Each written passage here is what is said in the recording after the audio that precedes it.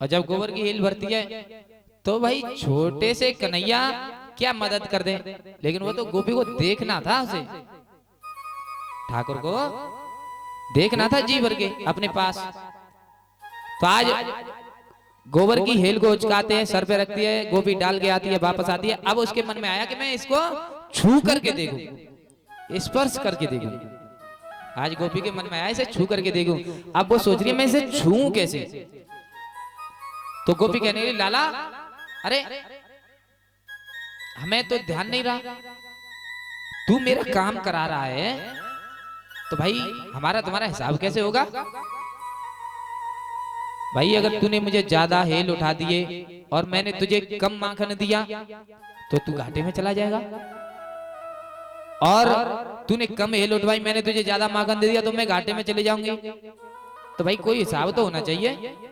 उसने कहा हाँ गोपी सही कह रही है, तूने पहले क्यों नहीं बताया, हिसाब तो होना चाहिए। तो उसने कहा देख लाला तू जितनी हेल मुझे उठवाएगा तो मैं उतनी ही बिंदी गोबर की बना करके तेरे मोड़े पे चिपका दूंगी, और जितनी बिंदी हो जाएंगी उतनी फिर किसी पढ़े लिखे से हम गिनती करवा लेंगे और मैं तुझे उतनी माखन की लौंदा दे दूंगी। उसने कहा हाँ गोपी ये ठीक है, ये ठीक है। तो आज गोपी ऐसा ही करती है, एक हेल उठाई, दो हेल उठाई और छोटी सी बिंदी बनाती है और झट से कन्हैया के मोड़े पे चिपका देती है। और आज मैया धीरे धीरे कन्हैया को जो मोड़ो तो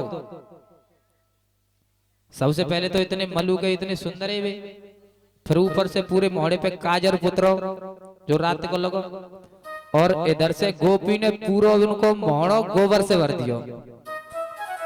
और जैसे ही पूरे मोड़े पे गोबर देखो तो गोपी अपने कमर पे हाथ रख के और कन्हैया की तरफ देख करके हंसने लगी। तो कन्हैया कहने लगे गोपी मेरी तरफ ऐसे घुर घुर के क्यों देख रही है।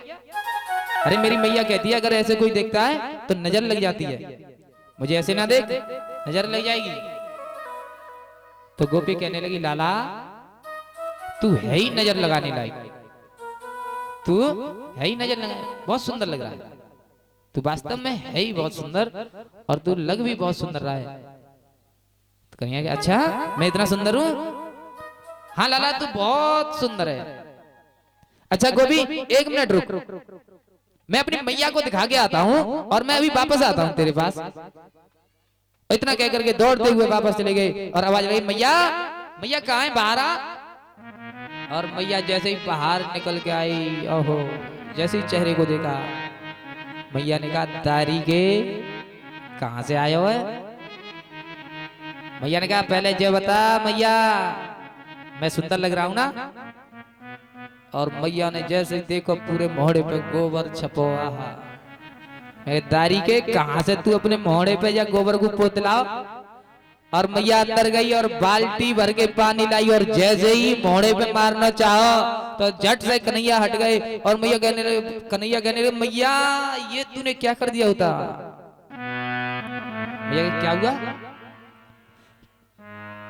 कि अरे तुझे नहीं पता, अभी तुझे नहीं पता है, मैं जो मेरे मोड़े पर ये गोबर लगा हुआ है ये कोई गोबर नहीं है जो तू गोबर बता रही है, ये मेरा पूरा हिसाब किताब है मैया। और जो तू इन्हें गोबर बता रही है ना मेरे मोड़े पे गोबर चिपका हुआ है ये कोई गोबर नहीं, ये माखन के लौंदा हैं। और उन्होंने कहा दारी के किसने पागल बनाया, चल मोड़ा दो। नहीं भैया मैं वापस आता हूँ। और वहां से झट से फिर भाग जाते हैं गोपी के पास। और गोपी के पास पहुंच करके कहने लगे गोपी चल जल्दी मुझे माखन दे, मैं वापस जा रहा हूँ, मुझे बहुत लेट हो गया, परिक्रमा भी नहीं की मैंने। तो गोपी ने कहा लाला चल घर चल, मेरे पास यहाँ माखन तो है नहीं, घर है। भगवान कहने लगे रे गोपी मैंने तेरा कार्य यहाँ कराया है, मुझे माखन भी यहीं पर चाहिए, मैं घर पर नहीं जाऊंगा। लेकिन गोपी भगवान को घर लेना चाहती है, लेके जाना चाहती है। भगवान ने कहा नहीं मुझे यहीं चाहिए। गोपी ने कहा देख कन्हैया मेरा काम था तो मेरा तो काम हो गया, अब तेरी मर्जी, अगर माखन चाहिए तो चल, और नहीं चाहिए तो यहीं पर है। भगवान ने कहा भाई जिंदगी में पहली बार काम किया और वो भी हमारी बोनी खराब हो जाए।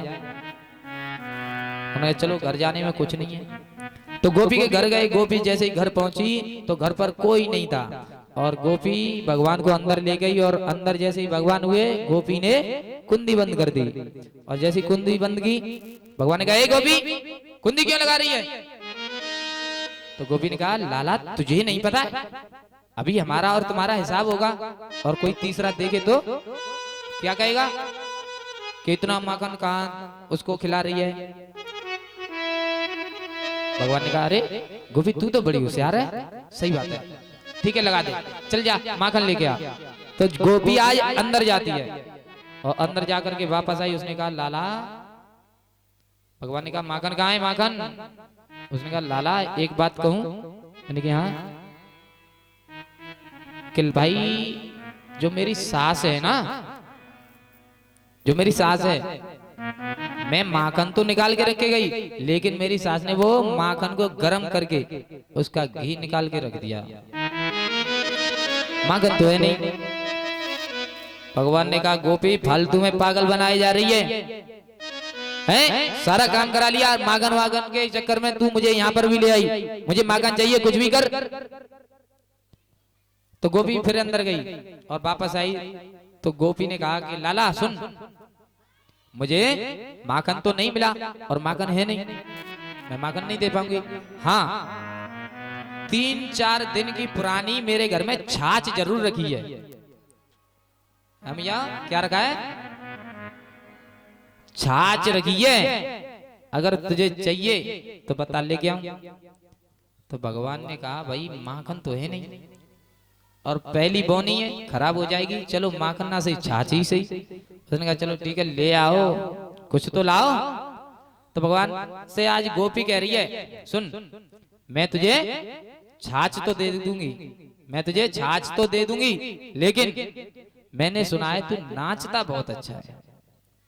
भगवान ए गोपी नाचना बाजना मुझे कुछ नहीं आता, जल्दी से जा और छाछ लेके आ। तो भगवान ने कहा, तो गोपी जल्ला कर कहने लगी। गोपी ने कहा सुन, अगर तुझे छाछ चाहिए तुझे तो नाचना पड़ेगा तभी छाछ मिलेगी, और कन्हैया जब तक तू 2 ठुमके नहीं लगाएगा तब तक कुछ नहीं। भगवान सोचने के भाई ये हो क्या रहा है मेरे साथ। पहले माखन माखन भी नहीं, फिर छाछ आ गई, छाछ का नंबर आया तो वो भी इतने नखरे। तो भगवान ने मन में सोचा चलो 2 ठुमके लगाने में क्या जाता है। और आज भगवान नाचने के लिए तैयार हुए और कहने लगे और झूम झूम छननन बाजे श्याम पाँव पे, झूम झूम छननन बाजे श्याम पाँव पे, झूम झूम छननन बाजे श्याम पाँव पे जनिया, पाँव पे जनिया श्याम पाँव पे जनिया, पाँव पे जनिया श्याम पाँव पे जनिया, झूम झूम छननन बाजे पाँव पे जनिया, झूम छननन बाजे श्याम पाँव पे जनिया। जय हरि।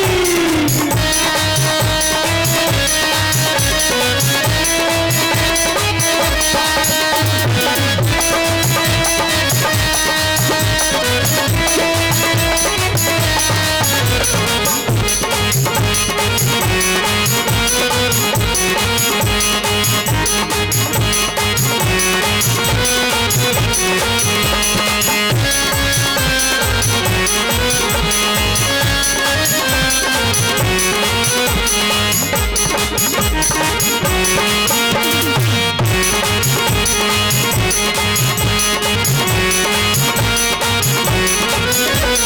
कौन कराई श्याम पाँव पे जनिया, कौन कराई श्याम पाँव पे जनिया, कौन कराई श्याम पाँव पे जनिया, कौन बुलावे कमरिया पाँव पे जनिया, झूम छननन बाजे श्याम पाँव पे जनिया, झूम छननन नवाजे संभाव में जगी। जय हरि नवाजे संभाव